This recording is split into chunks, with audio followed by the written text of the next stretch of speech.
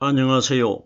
저는 성경 속에 감춰져 있는 하나님의 비밀이 되신 예수 그리스도에 관한 신비의 말씀을 전하는 영마루입니다. 오늘은 신약 성경 고린도전서 15장 12절 한 구절 말씀 속에 기록되어 있는 그리스도께서 죽은 자 가운데서 다시 살아나셨다라는 제목의 말씀을 통하여 성령 하나님께서 우리에게 가르쳐 주시는 말씀의 깨달음의 은혜를 받고자 합니다. 그럼 고린도전서 15장 12절 본문 말씀을 열도록 하겠습니다. 그리스도께서 죽은 자 가운데서 다시 살아나셨다 전파되었거늘 너희 중에서 어떤 이들은 어찌하여 죽은 자 가운데서 부활이 없다 하느냐. 오늘 본문 9절 첫 단어에 그리스도께서 죽은 자라고 기록이 되어 있습니다. 우리들이 성경을 깨달을 때 하나님의 말씀의 원리를 먼저 이해를 해야 됩니다. 그리스도는 바로 영원한 생명을 가지신 하나님 자신이 그리스도 아닙니까? 예수님이 이 땅에 오셨을 때에 내 마음 안에는 하나님 아버지께서 말씀으로 나와 함께 하신다는 이 내용을 여러 번 예수님이 비유적으로 말씀해 주셨습니다. 그러면은 유대인들이 예수님에게 예수님이 인자가 땅에서 들릴 것이라 이렇게 말을 하니까 유대인들이 예수님에게 어떤 말을 했습니까? 요한복음 12장 34절 말씀해 보면은 우리는 율법에서 그리스도가 영원히 계신다 함을 들었거늘 어찌하여 인자가 들려야 하리라 하느냐 이렇게 말을 합니다. 보세요. 성경이 가리키는 영원이라는 것은 예수님이 무덤 속에서 거듭나신 그 몸이 영원이라고 말하는 것이 아니고 성경이 가리키는 영원이라는 것은 천지가 창조되기 전부터 계셨던 하나님을 가리켜 영원이라고 합니다. 그러면은 유대인들이 우리는 율법에서 율법이 구약 성경 말씀 아닙니까? 시편이나 이사야서에 보면은 영원한 제사장이라는 단어도 기록되어 있고 영원한 왕이라는 단어도 기록이 되어 있지 않습니까? 그러면은 우리는 율법에서 하는 것은 우리는 구약 성경에서 그리스도가 구약 성경 전체에 그리스도라는 단어는 어디에도 기록이 되어 있지 않습니다. 그러면 그리스도가 영원히 계신다함을 들었거늘 그러면 영원히 계신다는 것은 죽었다가 다시 살아나신 예수를 가리킨 것이 아니고 예수님이 이 땅에 태어나기 전부터 구약의 천지가 창조되기 전부터 계셨던 예수님 안에 들어 계실 성령 하나님을 가리킨 것입니다. 그러면은 오늘 본문에 그리스도께서 죽은 자 가운데 사는데 이 그리스도는 바로 하나님이십니다. 하나님이 예수님 안에 하나님이 들어있다고 말씀하신 것은 예수님 안에 들어 계신 그리스도가 바로 하나님이십니다. 그러면은 그리스도는 죽으려고 해도 보이지 않는 영이시기 때문에 죽지를 않습니다. 보세요. 이 세상에 안 죽는 영적인 존재가 두 분류가 있는데 하나는 하나님의 성령님이시고 하나는 사탄 귀신의 영입니다. 이 두 가지의 영은 물체가 보이질 않기 때문에 사람들이 붙잡아 가지고 죽이려고 해도 물체가 없기 때문에 붙잡지도 못하고 죽이지도 못하는 존재가 성령님과 귀신입니다. 영원히 죽질 않습니다. 그러면은 그리스도가 바로 성령 아닙니까? 그러면은 그리스도께서 죽은 자 가운데 사는데 그러면은 그리스도는 영원히 죽지 않는다는 것을 제가 지금까지 충분히 설명을 드렸기 때문에 그러면은 죽은 자 가운데 사는데 죽은 자가 누굽니까? 예수입니다.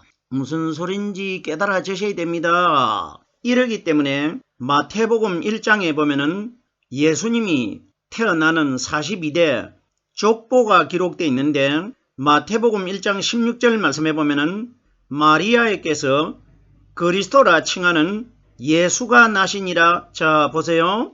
마리아에게서 예수라 칭하는 그리스도가 나니라 이렇게 기록이 되지 않고 그리스도가 먼저 기록되어 있습니다. 그러면 이 원리는 우리들이 믿어야 할 대상이 마리아의 아들 되는 그림자가 되는 육신의 예수가 우리의 믿음의 대상이 아니고 예수님 안에 들어 계셨다가 오순절날 이 땅에 임하실 성령께서 우리에게 가르쳐 주시고 깨닫게 해주시는 그리스도의 말씀이 우리가 믿어야 할 대상이기 때문에 마리아에게서 그리스도라 칭하는 예수가 나셨더라 이렇게 기록되어 있는 겁니다. 그리스도는 죽지도 않고 우리들이 믿어야 할 대상이라는 겁니다. 그러면은 본문에 그리스도께서 죽은 자 가운데서 죽은 자는 예수입니다. 예수님이 이 땅에 오셨을 때 가운데라는 것은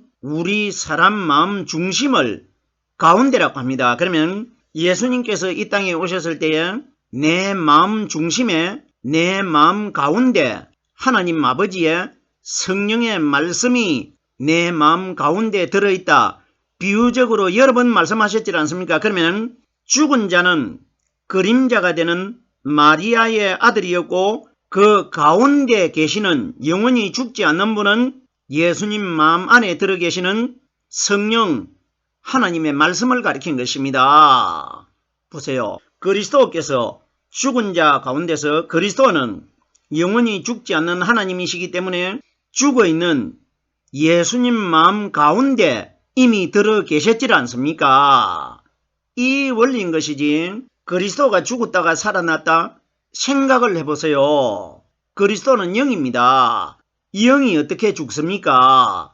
영은 영원히 죽지 않기 때문에 영원한 생명이라고 하지 않습니까? 죽은 자 가운데서 이러기 때문에 죽은 자는 육신의 우리와 똑같은 마리아의 아들이 되신 예수님이었고 그리스도는 죽은 자가 되는 예수님 마음 가운데 들어 계시는 성령의 말씀 하나님을 가리켜 가운데 들어있다고 말씀하신 것입니다. 가운데에 관하여 예수님께서 무덤 속에서 성령의 기름 부음을 받고 거듭나셨을 때에 부활하신 직후에 평소에 제자들과 함께 모였던 갈릴리에 있는 다락방으로 찾아가셨지 않습니까?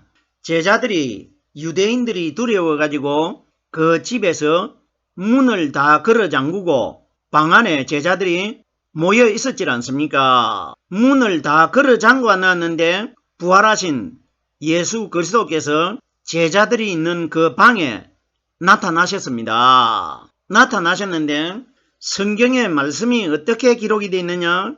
해질 무렵에 예수님이 나타나셨는데 제자들 가운데 나타나셨다고 기록이 되어 있습니다. 제자들이 있는 방 가운데 나타났다. 그러면 성경이 가리키는 방은 먼저 1차적으로 집이 있어야 방이 있습니다. 그러면 성경이 가리키는 방은 집을 가리키고 집은 방을 가리킵니다. 두 단어가 똑같은 내용 아닙니까? 그러면 문을 다 바깥에 걸어 잠가 놓았는데 부활하신 그리스도가 갑자기 제자들이 있는 방 안에 가운데 나타나셨습니다.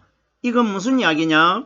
정말 예수님 시대 때에 예수님이 부활하신 몸으로 제자들이 모여있는 그 방에 가운데 나타나셨다.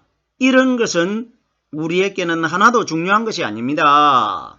하나님이 어떤 부활하신 예수님이 제자들이 모여있는 방에 갑자기 나타나셨다. 이 원리가 아니고 이 사건이 예수님이 부활하신 이후에 일어난 사건이기 때문에 부활하신 분은 바로 오순절날 이 땅에 임하실 예수님 마음속에 들어 계시는 성령님의 사건입니다. 그러면 오순절날 성령이 어디에 오셨느냐?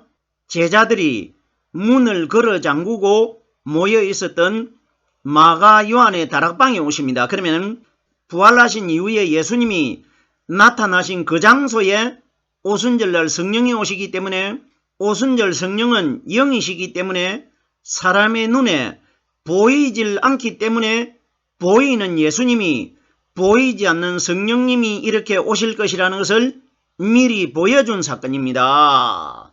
그때가 해가 저물 때라는 것은 오순절날 성령이 해가 질 무렵에 이 다락방에 내가 보이지 않게 나타나겠다. 이걸 미리 보여주는 사건입니다. 그러면 제자들이 그 집에 문을 걸어 잠그고 있었습니다. 두려워가지고. 그러면 성경이 가리키는 집과 방은 고린도전서 3장 9절에 보면은 너희는 하나님의 집이라고 기록되어 있기 때문에 그러면은 그 제자들이 모여있는 그 집 안에 있는 방이 바로 우리 사람의 마음을 가리킨 것입니다. 우리 사람은 하나님이 첫째 창조하실 때에 흙으로 창조하셨기 때문에 흙으로 지은 집을 우리 사람을 상징한 겁니다. 그러면은 문이 닫혀 있었는데 부활하신 그리스도께서 나타나셨다는 것은 우리 마음의 문이 닫혀 있는데 성령의 말씀이 우리 마음속에 들어오실 것이라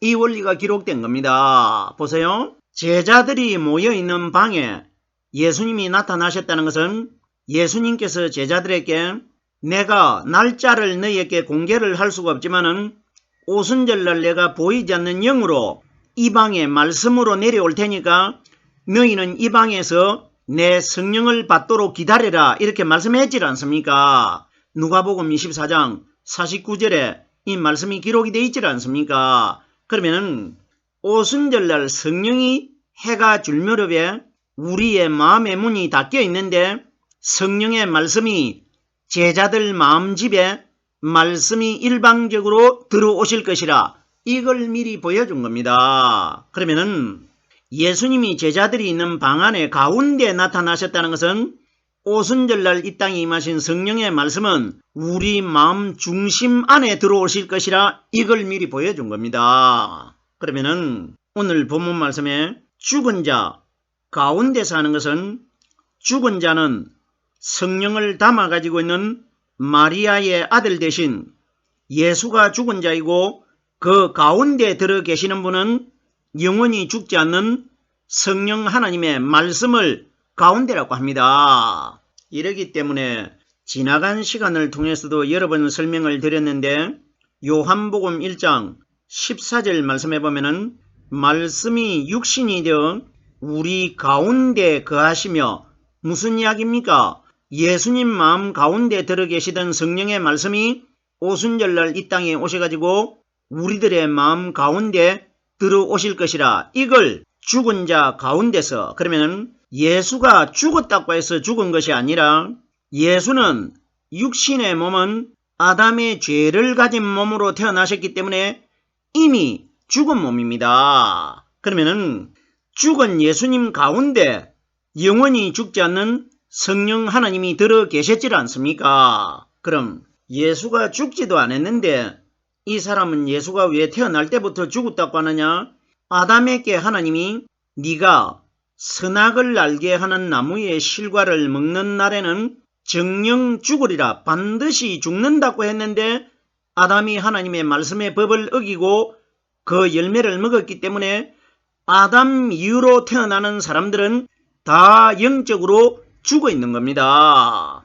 그러면은 죽은 자 가운데서 오늘날 우리들이 살아는 있지만은 다 죽어 있지 않습니까? 그러면 죽어 있는 내 육신의 마음 안에 영원히 죽지 않는 성령 그리스도께서 가르쳐 주시는 말씀이 들어있는 사람을 가리켜 죽은 자 가운데서 이렇게 기록되어 있는 겁니다.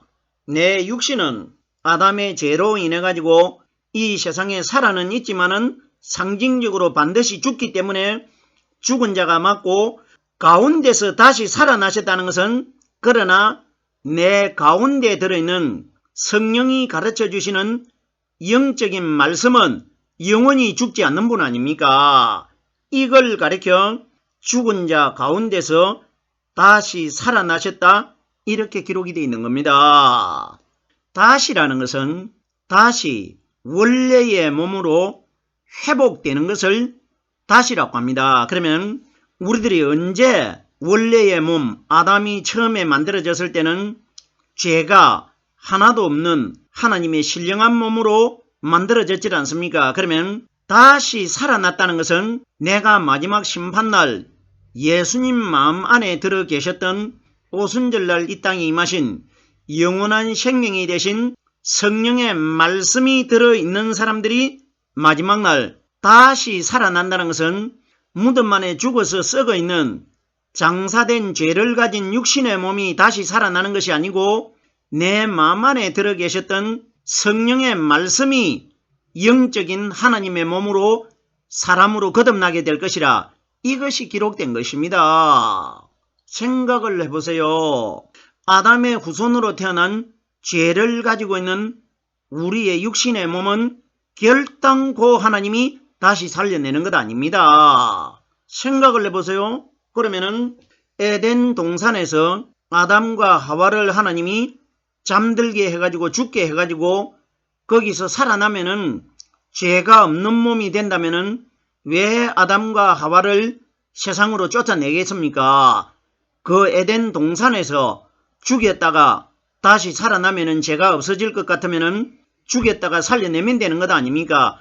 이러기 때문에 죄를 가진 이 몸은 이미 사탄의 죄가 우리의 육신에 새겨져 있기 때문에 죽었다가 살아나도 사탄의 영은 죽지 않기 때문에 그대로 사탄의 사람으로 다시 살아날 수가 있기 때문에 하나님이 이 몸은 하늘나라에서 하나님과 함께 살 수가 없기 때문에 바깥으로 쫓아낸 것 아닙니까? 이걸 회복시키기 위하여 오신 분이 예수님이 우리들의 표본적인 모델 아닙니까? 아담의 후손으로 태어난 우리들이 예수님이 만약에 이 땅에 오시지 않고 예수님이 성령을 우리에게 주시지 아니하시면은 이 세상에 어느 누구도 회복돼 가지고 마지막 심판날 에덴 동산이 되는 하늘나라로 들어갈 사람 아무도 없습니다. 이걸 우리들에게 영적인 표본적으로 보여주신 분이 바로 하나님이신 예수 그리스도입니다.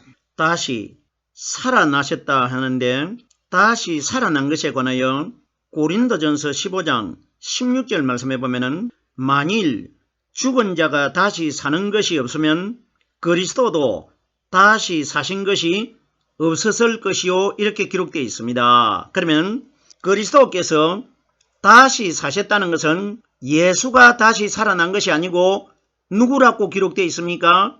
그리스도라고 기록되어 있지 않습니까? 그러면 예수는 죽어서 없어진 것이고 예수님 안에 그리스도가 담겨져 있었지 않습니까? 그러면 죽은 자 가운데서 다시 살아났다는 것은 죽은 예수가 다시 살아난 것이 아니고 죽은 자 가운데 들어있는 그리스도께서 다시 사셨다는 것은 그 안에서 새벽에 바깥으로 나오셨다 이 원리입니다. 우리가 이 원리 잘 깨달아야 됩니다. 결단코 죄를 가지고 있는 육신의 예수가 죽었다가 살아난 것이 아니고 예수님 안에는 죄가 하나도 없는 그리스도께서 들어 계셨지 않습니까? 그러면 그분이 무덤 바깥으로 나오신 것을 다시 사셨다 이렇게 기록된 겁니다. 예수가 살아난 것 아닙니다. 왜 사람들이 오늘날 이 원리를 이해를 하지 못하고 있느냐? 사람들이 지어놓은 찬송가에 보면은 무덤 속에 잠자는 자들이 그때 다시 일어나 이렇게 기록이 되어 있는데 성경에 어디에도 무덤 안에 죽어있는 시신이 다시 살아난다는 단어는 없습니다. 결단코 아닙니다. 무덤 속에 잠자는 자들이 그때 다시 일어나 부활했다는 뜻인데 이런 이야기가 아니고 무덤 안에 죽어있는 시신은 흙에 들어가가지고 흙으로 돌아가 버렸기 때문에 없어진 겁니다. 우리나라에 보십시오. 당나라 시대나 백제 시대나 고려 시대 때에 수천 년 됐을 때는 그 무덤을 봐보면은 무덤 안에 들어있는 유물들은 발견이 되는데 시신의 흔적은 전혀 없고 흙이 돼버렸지 않습니까? 그러면은 무덤 안에 예수님이 3일 만에 거듭나셨다고 이렇게 기록되어 있지만은 그 수천 년 후에 무덤 안에 장사되어 있던 시신이 흙으로 돌아가고 없는 것처럼 예수님은 3일 만에 거듭나셨다고 기록되어 있지만은 마리아의 아들이 되신 죄를 가진 예수님의 육신은 수천 년 이후에 없어진 사람의 육신과 똑같지 않습니까? 없어진 것입니다. 무슨 소린지 깨달아지셔야 됩니다.